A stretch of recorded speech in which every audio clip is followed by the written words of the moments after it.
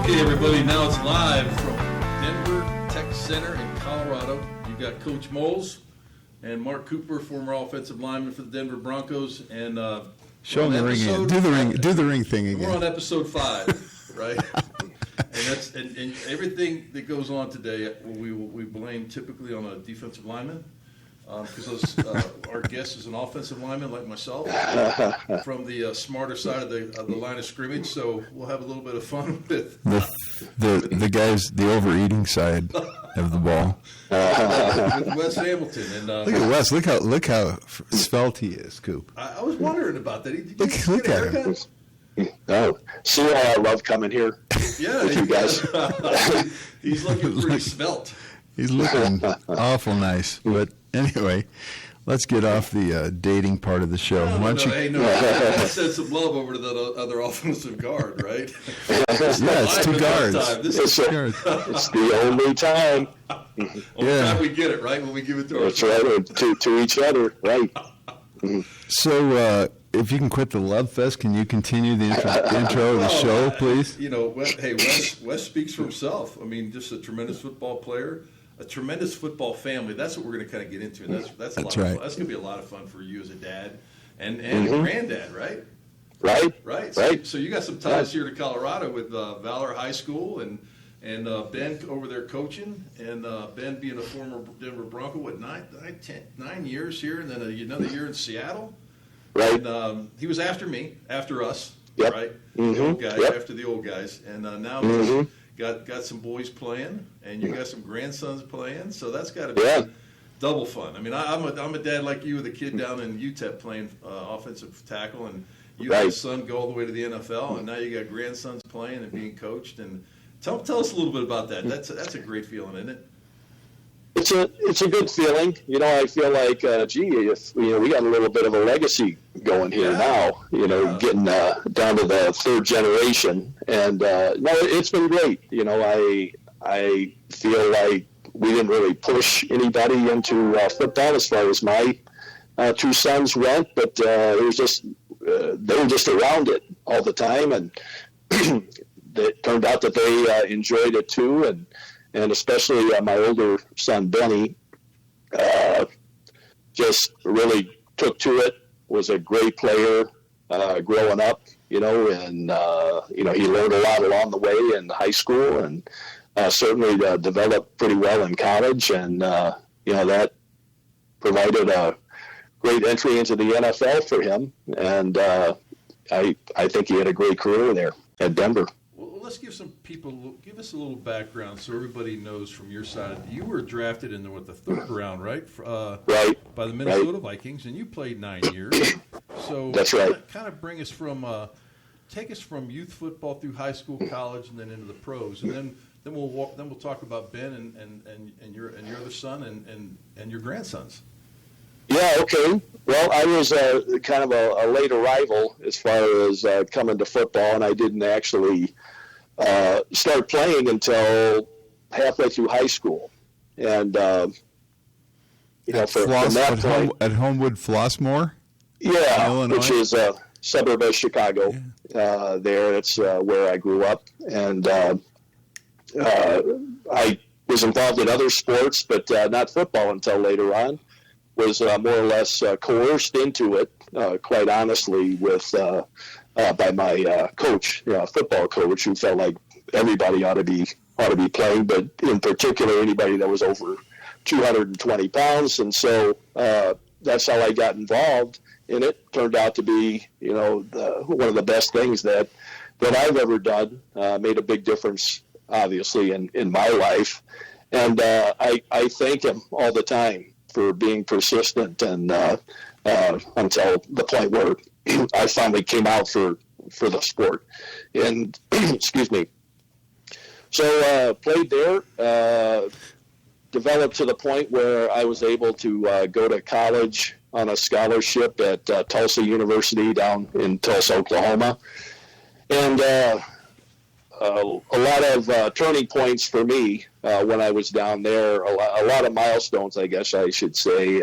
Tulsa was a great place for me, and I learned a lot, certainly learned a lot about football, and I had some great coaching down there, and helped me develop along the way there. Hey, Wes, my wife. Wes, did you know Denver Johnson?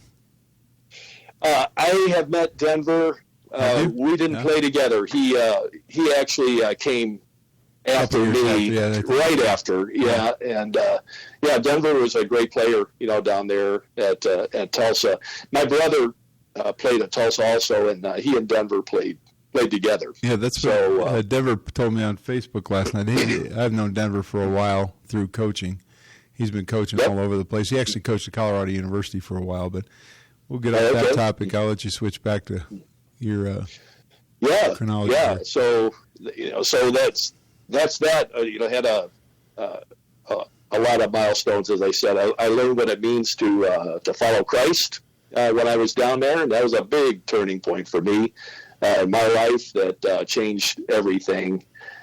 Plus, my wife and I, we'd known each other for a long time, but we got married when I was down at Tulsa. So, a lot of things, a lot of game-changing things happened to me while I was there. And so I look fondly back on my time at Tulsa. And then we had a coach that was an NFL player at one time. And so he taught me some things, and all of us some things that actually I think prepared me a little bit better to come into the NFL. And then after my senior year, I got drafted by the Vikings, and we've been up in Minnesota ever since, that time. Stuck up in Minnesota. Now, you were born in Texas City, Texas? Right. Yep. So what was the transition from Texas City? Did you move? Was your dad military or something, or did he get transferred to a job? Or no, he worked for Standard Oil, and I was in Texas till I was about 10 years old, and we moved up to Chicago. So I really grew up there, in Chicago.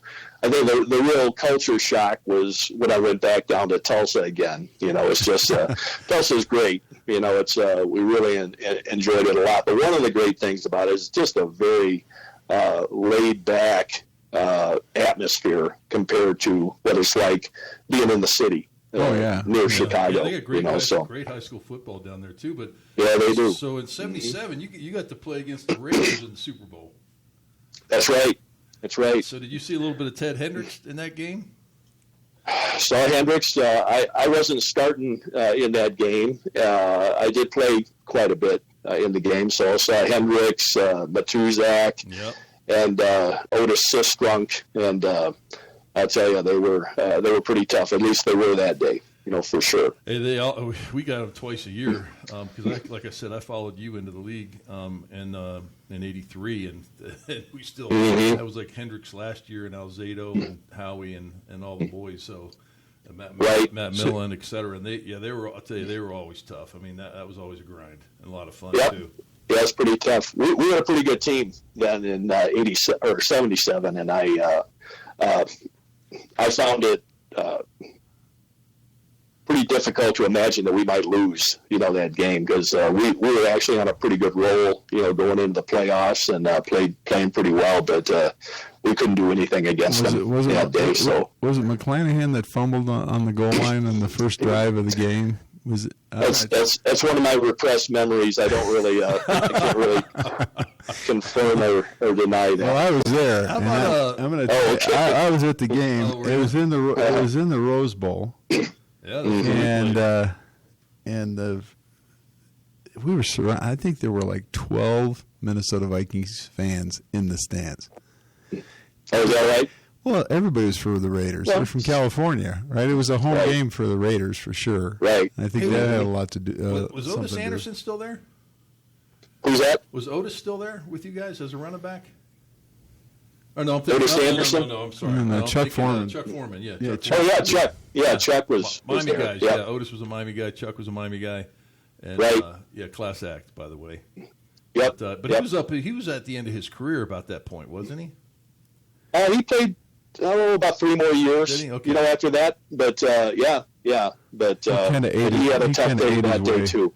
He kind of ate his way out of the league. I remember because he. The second time I went back to the Vikings, Wes, was Foreman was there both years, and the second year he came in, and I remember all the Jim Marshall and those guys going, "Hey," to Bud Grant, "Hey, hey, Bud, who's the new defensive lineman?" Because he was so big, he came in so big, and that was kind of the end of it. He just ate himself out of the league. He was in great shape. The first year I went up there, he was in great shape and running the ball really well. But he just had a bad offseason. I did not know that. Well, it happens to all of us, eventually. But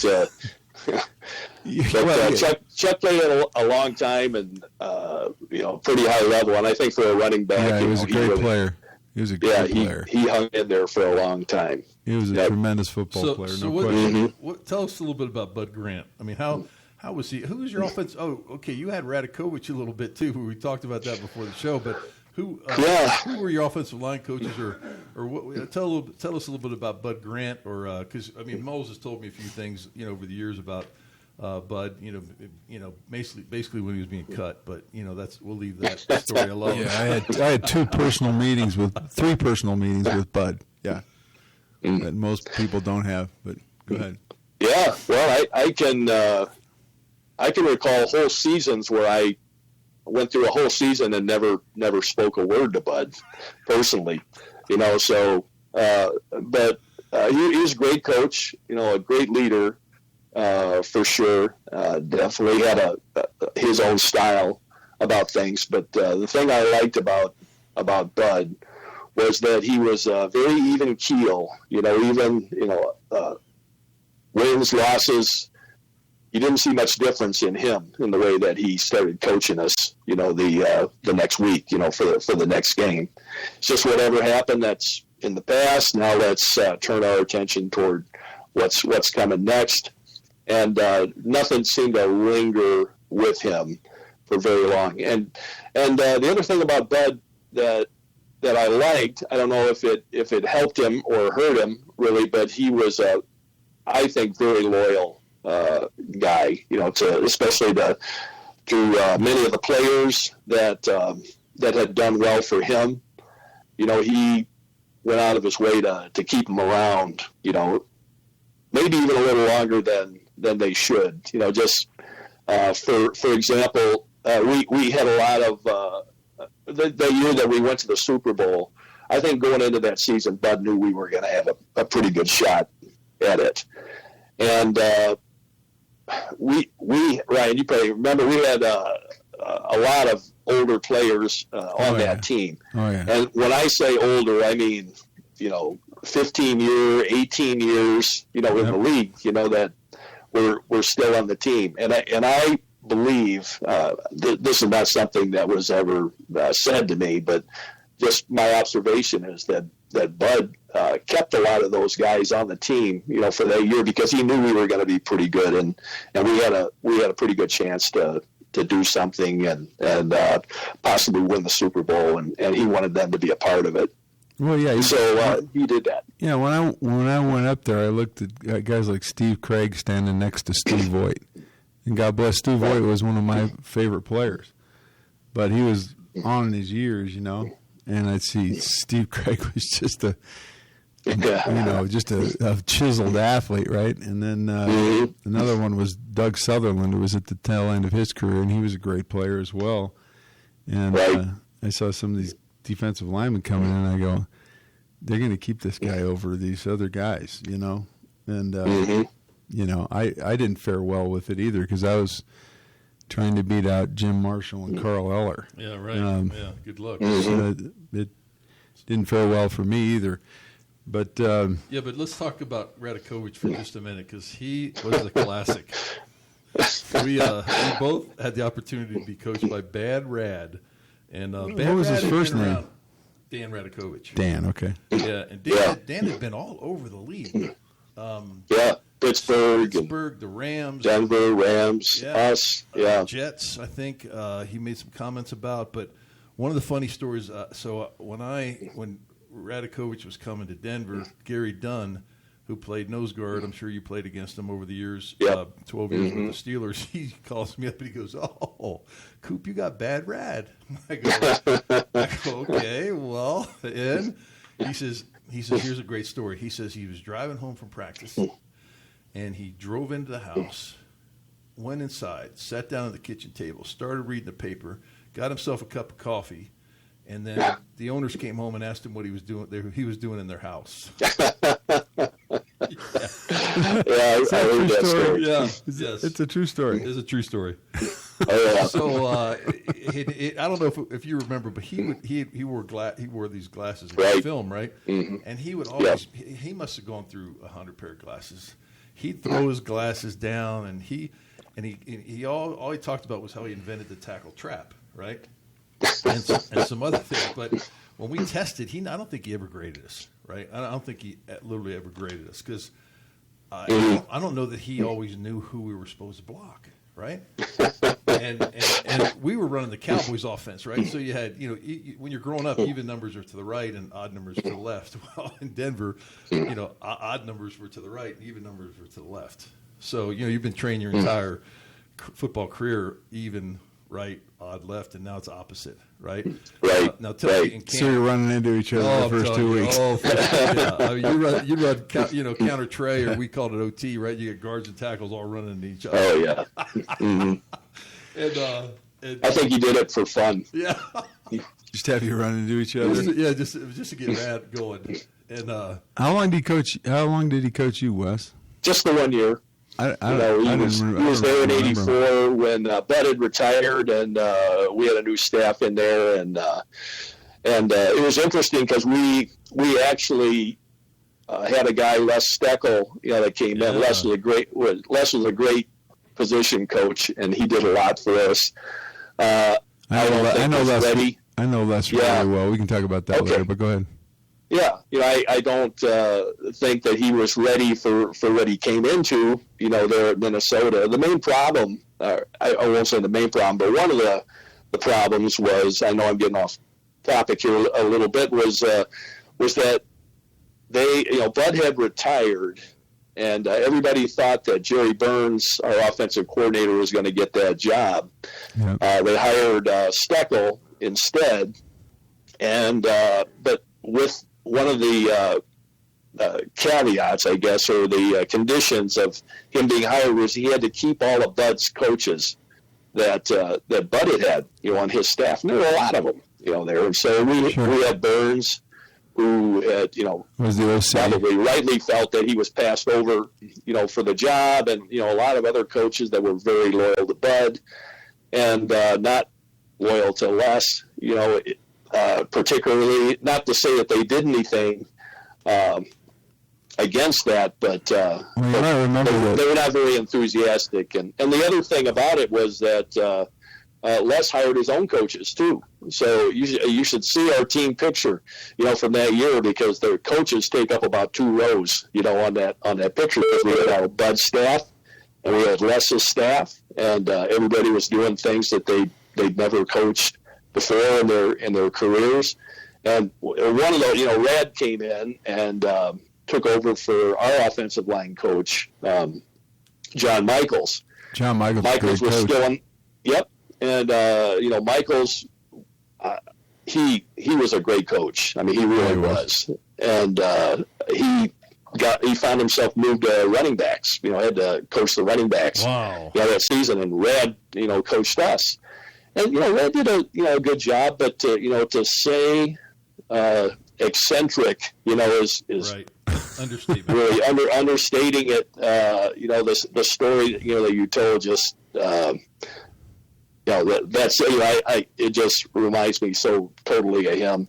I've seen him one time so concentrating, in a meeting of ours he was concentrating on he's going to write on the blackboard. He's looking at a paper, and I saw him put a piece of chalk in his mouth and start writing on the blackboard with a cigarette. And didn't realize it until he looked up there. And so some of the people who watch our podcast or listen to our podcast will listened to my brother Mark was on our podcast, and you've kept a good, strong friendship with Mark from what I understand, and you might remember that Mark left camp during that Les Steckel deal. A lot of people did. Disappeared for a while. That was a confusing time. But so, Wes, you're friends with Mark, and right. Mark was a pretty good player. He was a pretty humble kind of player, though. I think both you guys were. You guys were kind of matched up as friends, and you're still friends, and you do a lot of things, Christian events together, right? Right. Yeah. So it's Mark told me to tell you hello. I was going to have him call in today, but Mark is technologically handicapped a little bit. So, but he's a tremendous man. And Wes was the same thing. Wes was a gentle giant. He wouldn't say a bad word about anybody. You know, he was. I patterned myself after my father. And Wes remembers you remember my dad, don't you, Wes? Yes, I do. He's in the bad red category. Yeah. Eccentric. Something like that, right? Eccentric. Yeah. The reason you look so great and I look a little beat up is because I still got a few wounds from the old days, is what the old man was all about. But anyway, so let's kind of transition to life after football and where you are with the NFL, what you're doing. Are you doing anything with the NFL right now, Wes? Are you part of anything? I know you're in the Legends program, right?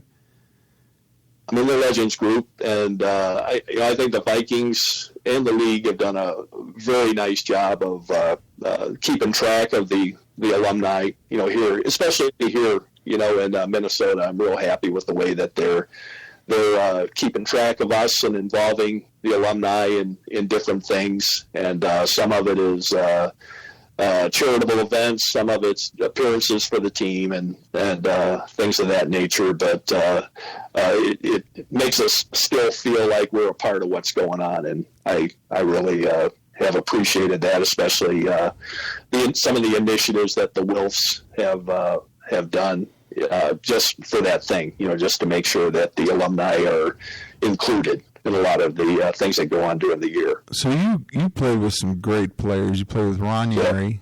I mean, right. Unfortunately, as a rookie, I went in to face all these guys. I used to go against Ron Yary for 2 hours twice a day. That was I don't know what I did to God, but he got me on that one. But Ron Yary, you had you were the right guard, as I recall. Yep. Dennis Swilley was the center. Jim Huff was there, and then Brent Boyd came in after Jim got hurt, as I remember. Yep. And I still talk to Brent a little bit, especially through Facebook. He was highly involved in the concussion stuff. Right. And then Steve Riley. Attorney, right? Brent's an attorney. Yeah. I don't know if he's an attorney. He sure acts like one, though. He goes to Congress and everything else. I don't know if he was actually an attorney or not. Mm-hmm. But Wes, do you stay in contact with all those players that you used to play with? No, not as much as I'd like to anymore. I see Yuri every now and then. Never know where he is. That's the main thing. But sometimes he's in California. Yeah. But I don't get out there very much. We talk every now and then, and I've been out to the Hall of Fame inductions, and all the past Hall of Fame players usually come back for that. And so I have seen him, out there, functions like that. And then the other guys, there's not too many of them that are still around here. I've seen Swilly, once or twice. Is he still in Minnesota, or does he go back to Texas? He's last I heard, he was living near San Antonio. Okay. I'm not sure if he's still there anymore. I hear he's started some sort of a country western singing career, or something like that. He never even played the guitar, when I knew him, but he's pretty good. He was an old Texas cowboy. I guess. A&M. Yeah, A&M. Right. So you ever had Steve Riley? Riley's back in California, and he owned a business out there. He and his wife, and really nice guy. Yeah, I think you wouldn't recognize him anymore. He lost about 100 pounds as soon as he retired, and he was never that big, Well, I mean, at some point, all you guys had to get married. You had to lose all that weight, Right. Don't listen to this. All right, so tell us a little bit about Ben. Ben went to the University of Minnesota, and he went to high school at Wayzata. He went to Wayzata? Yep. Nice. Mm-hmm. And so tell us about that transition for him and you and your family. Yeah, it was good. I mean, we knew that he was probably going to be a pretty good player. Like I was saying before, I think just being exposed to it, in our family got him interested. I don't think I had a whole lot to do with it. When he was younger, I might have been able to show him some things that other 10-year-olds, didn't know. But once he got into high school, he got some really good coaching there. And even though he was definitely an undersized player, he played really well, in high school, and was all-state there in Minnesota. And the question was he going to be able to go any further? And I think, a lot of teams liked him, but just were concerned about his size. And, his senior year, he was, weighed about 220 pounds, when he was playing. Mm-hmm. And so, that was tough, to get people to look past that and see if there was any potential there. And the Gophers did. He was probably the last offer, that they gave anybody. What year did he graduate from high school? It was 96, I think. 95, 96. Yep. As an offensive lineman at 220. Yeah. Wow. Yeah. They don't do that anymore. No. They don't recruit guys like that anymore. I had a tough time with my son at 260. You'd have gone Division 220. Yeah, I think it's a little different now. Oh yeah, it's definitely different now. But it wasn't too far off from what was happening with him back then. And I think they just liked him because he performed pretty well. And he had very good attitude about it, and he was successful because he wanted to be, and it paid off for him. But I remember their offensive line coach told me at the Gophers, he said when they were getting ready to start him, he redshirted his first year, and they were going to start him his second year, and they'd spent the whole redshirt year trying to get him up at least 250 or so, and the college offensive line coach was a guy named Elliot Uzelac. Don't know if you know that guy or not, but he's offensive line coach. What was the other guy? Bazovich? What was that guy? And now you got Uzelac or He was he was a Radakovich type, a guy, but maybe a little more focused, than Rad. But he told me, he says, I've been calling other coaches in the Big Ten and saying, hey, I got this center. I'm thinking about starting a 250-pound center, next year, a freshman. What do you think? And everyone said, you can't do it. They said it'll be the end of your career, if you do something like that. But he came in and he did well, and he kept gaining weight through the years. And he was a consensus All-American twice, is what I understand, right, at Minnesota? Yep. Must great fundamentals. I think the University of Minnesota had like 3 guys in the history of the school that were consensus All-Americans. I mean, for 2 years. I mean, that's an amazing statistic. So he goes through college. He graduates from the University of Minnesota, and in his senior year, he gets drafted by the Denver Broncos in the 4th round.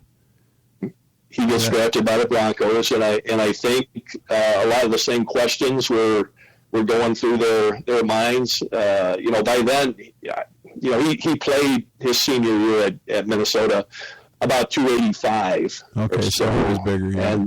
And between then and the combine, he somehow got himself pumped up to a little over 300 pounds. But I think everybody knew this is not a 300-pounder, and so I think a lot of those same questions about size came into play, with the Broncos, and quite honestly, I'm not sure if there's many other teams in the league that would have played an offensive lineman that was that small. I think just to say that Denver, their philosophy fit a little bit better, I think, to what his tools were. Yeah, I mean, all their guys were relatively lighter, and of course they could run, athletic. Well, so here's what I'm going to do. When I finally cut this video and we put it up and everything, I'm going to put a picture up right now of me at the Denver Broncos camp that we did, Coop, that we always did for the Denver Broncos high school player development stuff, and the players would come over, and I'm about 6'4.5", 265, 270 right now. And I've got a picture of me standing next to Dalton Reisner and John LeGlue. It is the funniest thing you'll ever see. I show it to my kids and everybody. I look like a tiny little boy between these two guys. And you'll see it when I finally put this thing together, because I'll put the picture in there. These guys are massive, just absolutely massive. I don't think a lot of people that I know would play in these days. Although I think the guys that I went against with the Vikings were a lot tougher people. And when I went to the Bears, tough people. Then I went down to the Rams, and those guys down there. Hannah was there when I was there. Hera. Hera, yeah, Hera was there when I went down there. 6-time All-Pro. Yeah, and they were nasty people, and you could do a lot of things with your hands and legs and stuff that you can't do anymore. Funny story about Hera. So Paul Howard was here, right? And Paul taught me, and then Dennis reinforced it. Like, we used to get those little soccer shin pads, and we'd put them soccer shin pads on the front and on the back, right? And we'd whip kick people like going out of style. Like, if guard, right rear guard, you're overrun the linebacker, he tries to run underneath you, just fall to the ground and whip kick him, right? And, and you usually, if you try that without a soccer pad on, you're going to blow your calf up, right? You're going to be limping for a week. Well, on those, it was like whack. I mean, and they go down, and they're not feeling very good because they just got their shins kicked. With a plastic soccer thing. So Wes doesn't know this, but I ended up getting setting some kind of record. I think I got cut 6 times in my professional career, and I ended my career with the Arizona Wranglers of the USFL, and they moved me to nose guard. And nice. And I was a 262-pound nose guard, and high-lowing was legal back then. You could still stand them up and cut them down. They call them chop blocks, but they take it high and low, Every single play. And I'm like, this is the dumbest position. I would hate football. Those guys high-loaded me literally on every play. I got hit in the legs every single play. And after games, I couldn't even walk. But they would do something else once they'd get me on the ground. Always do something else to me, whether it was, grabbing my personal parts or some crap. These guys who played with Wes back in the day, it was different, wasn't it? Describe that if you remember it. I know you weren't, because you were always a kind of a clean, happy guy. I never really saw you get upset, I don't think, ever. But there were other nasty people on that that we played against. Well, definitely the rules were different. then, and the attitudes, I think, maybe a little bit different as well. For one thing, training camp was about. We had 6 preseason games, and we were in camp for most of those, and so you get kind of ornery, I think, when you're away. So I got picked up by the Bears when I left the Vikings, and I had to go to rookie camp because they didn't have enough guys. And there was only me and this guy named Scott Zedek out of Notre Dame. We're the only 2 defensive ends in rookie camp. And they had first team and second team offensive huddle, and they would break the huddle, bam, Then the second team would break the huddle, bam, bam, bam, for like 2 hours. And the veterans weren't even in camp yet. Then they showed up after 2 weeks of that. So it was like 10 weeks worth of camp. And sometimes we went 3 times a day. Oh, I know. Tell me about 3 it. times a day. Yeah. I think, I don't know that these guys would even play today if they had to do that, right? Yeah, I don't know. They are compensated pretty well to do it, so that might make a difference. But I know it would take an attitude shift, to be able to do that. But you asked about what guys were like then. I just was reminded of one thing that Bud told me about Mick Tinglehoff. And Mick was our center, Hall of Fame center, played 18 years, I think, in the league, at center. Didn't miss very much of anything, including practice or anything. Of course, played in every game that he was in Minnesota while he was here. Well, Bud told us rookies, we came up right after the draft, and Bud was talking to us, and he said, if you want to really know how to play in the NFL or what it takes to play in the NFL, he said, just follow Mick Tinglehoff around and just do what he does. And so I thought, well, see what that means. And I got to tell you, he was right. I can tell you that he is, I don't know what you think, Ryan, but he was the toughest player that I've ever seen, in my life, for sure, in my football career. Anybody I've never seen anybody play through injuries, like he did. And, the first time I met him, he didn't really, he's not that real impressive, to be honest with you. When you look at him, he was, I was over at the Vikings offices, and Mick came walking up, and for some reason, which I still don't know why, he was carrying a broom, with them. And I thought, he came over and, held out his hand and was going to introduce himself. And I thought he was a janitor, there. And he holds out his hand and says, "I'm Mick Tinglehoff." And I said, "This is the guy that, Bud said, followed it." I had almost the exact same experience when I first met him. Almost exactly the same. He wasn't holding a broom, but I looked at him like, I actually walked by him he goes, "Hey, who are you?" And I go, "I'm Ryan Mulaney. Who are you?" And he goes, "I'm Mick Tinglehoff." I go, "What?"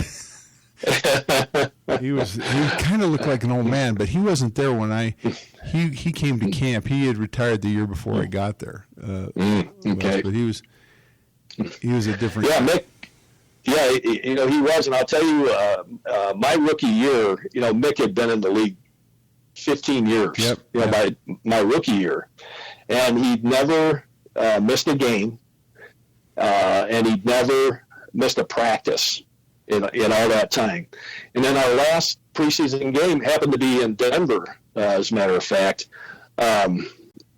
He broke a collarbone in the game, and I saw him coming off the field, and his arm was hanging down, and I said to Johnny, I said, "Mick's coming out." I said, "Better, send somebody in, there." And he goes, "Mick's not coming out. Mick never comes out. Here he comes, over the sideline." And he comes up and he says, "Johnny, I think they got me." And, his arm, his collarbone was broken. His shoulder dislocated. And so he was out for the rest of that game. Then next week was our first regular season game against the Saints down in New Orleans, and all that week, the big story was that Mick Tingelhoff was missing practice, for the first time in his career, and that it looked like he was going to miss his first game, in 15 years. And right up until the kickoff of that game, they were getting our backup center, Doug Dumler, ready to go. He's all fired up, ready for his first start, in the NFL. And then right before kickoff, Mick comes up to Bud on the sideline, and he says, Bud, I think I can go. And Bud says, then go, go on in there. And so they had to tell Doug, sorry, And then somebody asked Doug, later, what about that? He says, you're the second team center. And he says, no. He says, I'm the third team center. He says, I play behind Mick Tingelhoff, and Mick Tingelhoff injured. And, and that was really the truth. And Mick, for the whole rest of the year, he played, and I don't know if that thing ever really healed up, while he was playing. I'm sure and I tell you, I was impressed. They don't do that stuff anymore. I don't know if you remember when Mark dislocated his shoulder, and they put a band around his wrist, and they put a hook that hooked literally a hook like you latch a gate, hook on it, and then they put an eyelet on his shoulder pads, and they hooked the hook through his jersey, and he had to play with his arm, like that. And I'm thinking to myself, I can't remember who was second team behind him during that period of time, but I thought, there's a guy on the sidelines who's fresh right now, who's playing, who's not playing at all. And Mark's out there playing one-armed, One-armed. I'm like, that's amazing. So let's talk a little bit about, we're going to drill into a little bit of Colorado stuff here, Wes, just to bring it home to where we live. Ben's we have this, every high school has this nemesis called Valor Christian High School in Denver, Colorado, where the McCaffreys all went to school, Christian McCaffrey. And, I actually interviewed for the head coaching job when it was a trailer. And the head coach that became the head coach, Sherman, he was the athletic director, and he was going to be a coach on the staff, but he already had his head coach picked, and they were moving up from Orange Lutheran in California to become the staff at Valor Christian High School.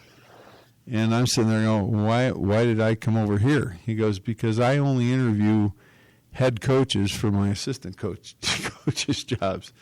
He goes, you guys have a lot to learn playing football in Colorado. You got a lot of coaching stuff to learn. So I never did. I knew Rod really, really well for a lot of years. He's over at Arapahoe High School now, but Wieselmeyer was there. And then they brought in, then Eddie McCaffrey took over last year. And I saw your son. I was at Rock Canyon High School. And I saw your son when we played Valor Christian. Rock Canyon was not very good in today's words. In our words from back in the day, we sucked, but we played Valor, and I saw your son over there, and I go, wow, he's coaching. I went up to say hello to him because I only met him once, and he didn't really recognize me or anything, and there were a lot of Denver Broncos on that staff. But the fascinating thing to me is I go, I wonder how many of these guys are really into this thing and how long they're going to coach, here, all these Denver Bronco guys. And I find out that Ben's got two kids that are playing football there right now, two sons. Yep. And he also became a teacher at the school, which is, I thought, well, here's a guy that's committed, and I find that as a fascinating story. Do you know a little bit of background on that and how Ben's doing with Valor? Because they just had a coaching change. I don't even know the new coach's name, but how's it going for I think Ben? he's doing well. It was good. It was a good transition for him, out of football. He actually finished his degree at DU.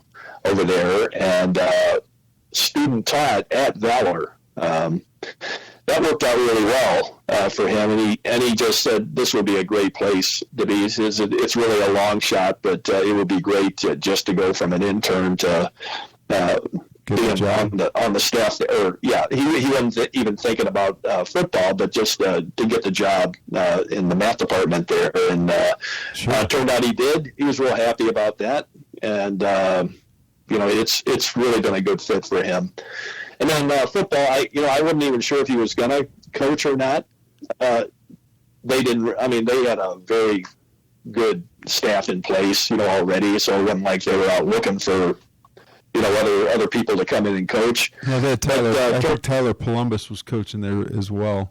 Yeah, who's a Denver native, offensive, defensive. I didn't know Denver Columbus Bronco. did that. Yeah. Columbus was. I don't know if he's there this year, but he was doing some work. I don't think so. I don't think so this year, and I don't know what's going on over there this year. Right now, new staff course is in there, and sure. I don't even know it. They just I guess they've been practicing, but they got the on the first game schedule on October 9th. So a week from Friday. They're getting there, and so Benny likes coaching. I think I don't think he would necessarily want to take on being a head coach there or anywhere else right now, but I think really it's mostly because his kids are at that age right now, and he enjoys just being a part of that because they're there, as well. So the whole thing. Are they offensive linemen? No. This whole thing came around for me an understanding last year when I'm friends with Wes on his Facebook page, and this highlight film comes up from Ben's son, and I'm looking at this kid. He doesn't have the physical. I saw him live. He doesn't really have the physical. You're not going to walk by him and get nervous. Let me put it to you that way. But this kid is rocking people. I mean, he's a tough kid. Holy cow! That's why I said film, and I was incredibly impressive. He was only a sophomore last year, wasn't he? He's a senior this year. So he was a junior last what year. Position? He played fullback last year and linebacker. And this year, I'm not sure. They're playing a different kind of offense. I don't think they're going to have a fullback in very many formations this year. So he is playing linebacker, and I guess you call it a H-back or how big is something. How big is he now? Yeah. I think he's about 200 pounds or so. About 5'10". 5'10", 200 pounds. Right. Okay. Right. So. Does he want to play college football? Yeah, he's gonna play. He committed to Colgate a couple of weeks ago. Oh, nice. So. Jeez, it's a long way from Texas City, Texas, brother. Colgate. That's a great school. Colgate, yeah. Country League, yeah. Yeah, that's right. Yeah. It's a great We had to place. look it up. I put a couple kids at Colgate. Oh, you did? Yeah. Okay. It's a beautiful place. Yeah. Yeah. Well, congratulations to him, boy. Then the other grandson, what position is he playing? He's playing defensive end, and he last year he played offensive line as well. I'm not sure if that's going to translate into anything this year, or not, but definitely he likes playing defense. And what year is he? He's a junior. Okay. Yeah, we'll have to pay a little more attention and try and see a game or two over there. Mm-hmm. So I know Ben has other kids. He has. Do they all go to Valor? Are they all? They go to will. Valor? Yeah, they will when they get. Those are the only two that are in high school right now. And he's got 3 other kids that are coming up. Wow. Their youngest is 10. Team.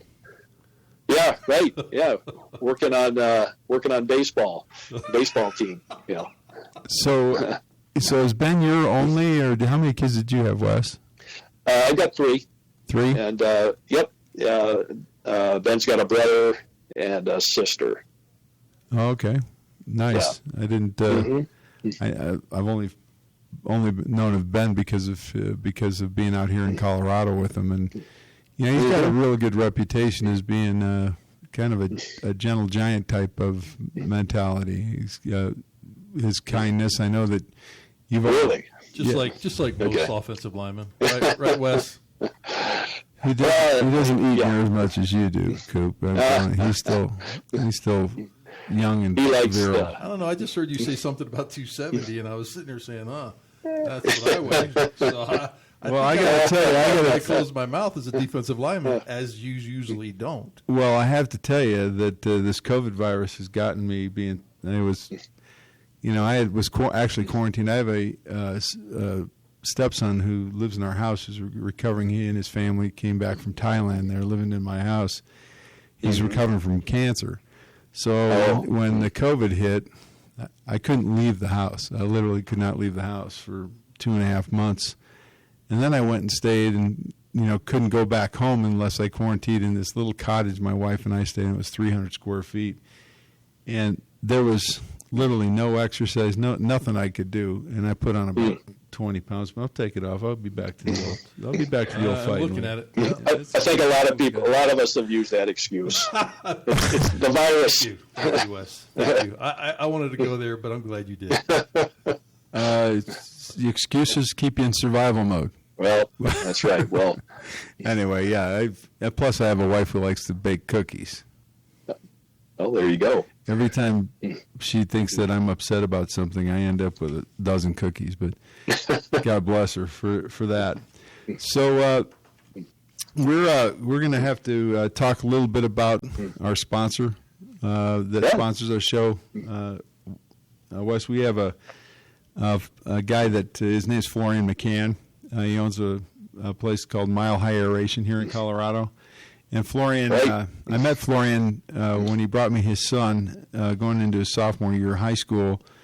And his son he said, look, I need you to help my son. He really wants to play college football. He really wants to be a college football player.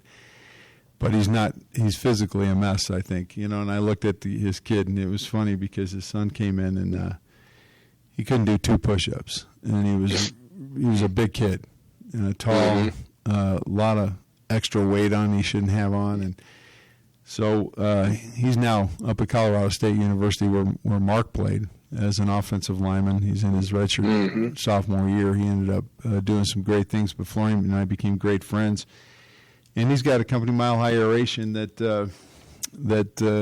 right now is a premier time to have your lawn aerated in Colorado, particularly because we have this clay soil out here that's really tough to work with, and you have to have it aerated to keep it healthy throughout the winter, and then you have to do it in the spring as well. So during the fall, right now, Florian and Mile High Aeration are the answer to keeping your lawn alive out in Colorado. I got to give up the phone number for Mile High Aeration. Florian's a great man. You should get to know him. A good friend of mine, and his phone number at Mile High Aeration is 303-778-1000. 303-778-1000. You should call. Gets real busy this time of year because people who are in the know that they have to get this done. So you can also go to their website at milehighservices.com. That's milehighservices.com, and you can actually set up an appointment through the website as well. Yeah, get it before the snow flies. Yeah, it's got to get done probably in the next 3 or 4 weeks, unless we have a real warm, Indian summer or something. Know. But got to get going. So, Wes, when are you coming out to Colorado? Are you going to come out and see some games or anything like that? Yeah, we'd love to. We don't have anything on the calendar right now, but we usually get out there for a game or two. So you can count on it. All right, man. Well, listen, good. Hey, we'll high low them together, okay? Yeah. Got to give me some of those soccer shin pads first. That's getting shaved. That's getting shaved. All right. So, Wes, thanks for coming. You did that to me. See what I say? Wes, do you see what I have to work with? Yeah, it's a cross we all have to bear. Exactly. Yeah. It's a cross. I'm not going to go into this stuff. I'm not going to go into it. That's beautiful. I'm being nice to you today. I'm being nice to you today. Hey, Wes, thanks for coming on and talking, and hopefully we'll see you in Colorado when you come into town. Let's do it. Let's try and get together when you get in town. That'll be a lot of fun. Yep, that sounds good. Good talking to you guys. All right, Wes, thanks a lot. And you can stay on if you want. We're just going to do a little promo for Coldwell Banker here at the end of Wes, and then we're gonna say goodbye. But you can hang on if you want. Okay. Or All right. I think I'm going to go ahead and scoot, and All right, then go. Look forward to check seeing you guys later. Okay. Okay. Thanks a Yeah, lot, see you Wes. later. Take care. Bye now. All right, guys, we're going to wrap this thing up and talk about Caldwell Banker for a minute and any of your real estate needs. So, as you know, Mulls is brand new to the real estate business, but has been in business in general for his entire life, putting kids in college, in the corporate world, you name it. So sales is nothing new to him. And the market's been vibrant. Things are going on and off the market. We're as low in inventory as we've ever been in 20 years. Financing is a little tough for jumbo financing, so keep that in mind. And always, if you're talking to a lender, talk to us, and we'll tell you who to talk to, because I can't tell you how many deals are falling because some of the lenders are out of that jumbo business. So outside of that, you can give me a call at 303-843-1545, and you can give Mulls a call at 720-722-1559. He lives up in Evergreen. I'm down here in the metro. We both handle, from A to Z, all across the Front Range in the 5-county region. And, heck, I've done stuff out in Kiowa and Breckenridge and you name it over the years, because real estate license in Colorado is a state license, but you don't operate out of your comfort zone. So feel free to You should probably stay out of the mountains. You're a flatliner. Flatlander. Yeah, Flatlander. they call us flatlanders up there, right? But You live in Saudi Aurora. so I recently sold a house up in Pine, believe it or not. Gorgeous. Pine? Gorgeous home, yeah.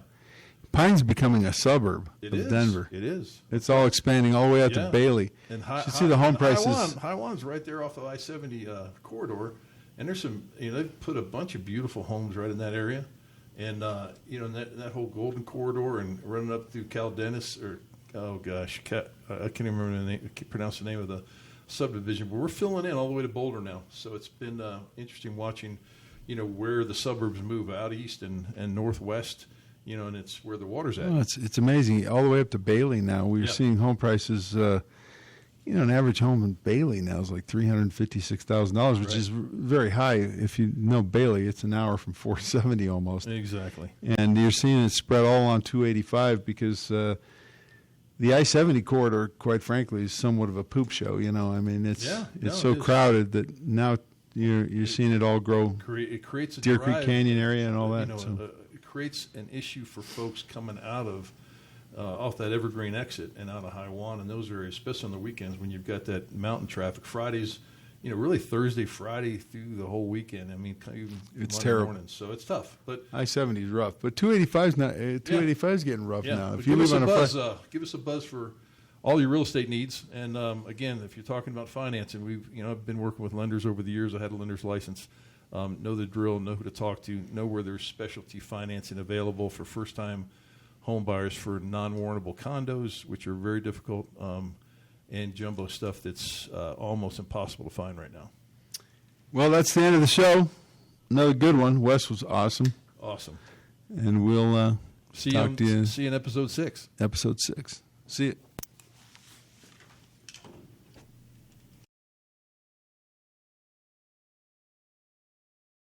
Oh my God, bad rad.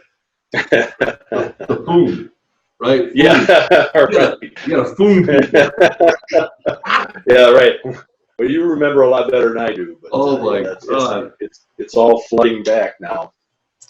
That's what's so fun about the show. And when I meet with guys, right, you have something in common with people, and then all of a sudden, like stories, it's like a flood of stories and memories. Oh yeah. Some crazy shit that went on, right? We've made it about halfway through most of this stuff that I sent you. Oh yeah. All right. Good. Go off into the hithertos. But I saw the one that you had out there yesterday or day before with the some of your players that you coached. Yeah. The guys from St. Francis and all that. So Yeah. so I did see that one. Give you a little background here. That's great. So Coop and I have been friends for, actually met him doing camps, didn't I? Yeah, that's a good question. Now that you say that. Been a long time. Been a while, been a long time. We started doing camps with them to start out with. Mhm. Guys, so I got a contract with the Denver Broncos. And, Yeah. ultimately end up with a contract with like 14 NFL teams to do these camps for them through a business I had, training athletes. And our company I just closed it last September, and it never closed. Keep doing that crap, right? But Not all. you're not going to be that guy, are you? Yeah, Monday Night Football. So anyway, Coop and I met, and we trained a lot of athletes. Ultimately, he has a son, Cameron Cooper, who plays for UTEP. Now he's an offensive lineman at UTEP, and ended up working with his son as well. I went to like 200 colleges and just studied every position and every form of offense and defense you could do, just so I knew what the colleges would recruit. So we put over 2,000 players on college scholarship across the country. And When he says we, it was him. I was only involved with him in the very end doing camps, like in the last 5 or 6 years. I'm only saying we through false humility. We got to keep him coming back, right? Yeah, yes. So, but anyway, that's why I was a brunette 5 years ago. This happened when I met Coop. But I'm just waiting for it to go blue. right. Well, I don't have as many cosmetic appointments around town as Coop does. Oh, He's got a lot of keepers.